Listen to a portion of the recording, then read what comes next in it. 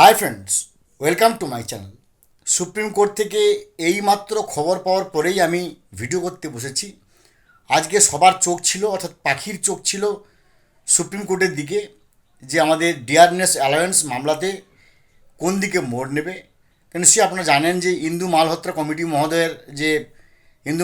মহোদয়ের যে কমিটি আজকে তার রিপোর্ট পেশ করার কথা, এদিকে সরকারও তা ছিল স্ট্যাটাস রিপোর্ট পেশ করার কথা, এবং আমাদের কন্টেম্পট যে কেস সেগুলোর কিন্তু আজকে শুনানির ব্যাপার ছিল।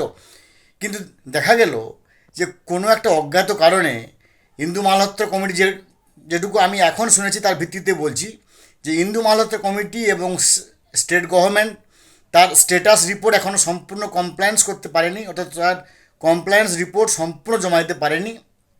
তার জন্য তারা সময় চেয়েছে, এবং তার জন্যই সেই সময়টাকে মান্যতা দিয়ে সুপ্রিম কোর্ট 6ই মে পর্যন্ত আবার সময় দিয়েছে। 6ই মে আবার এই ডিএ মামলা সুপ্রিম কোর্টে উঠবে।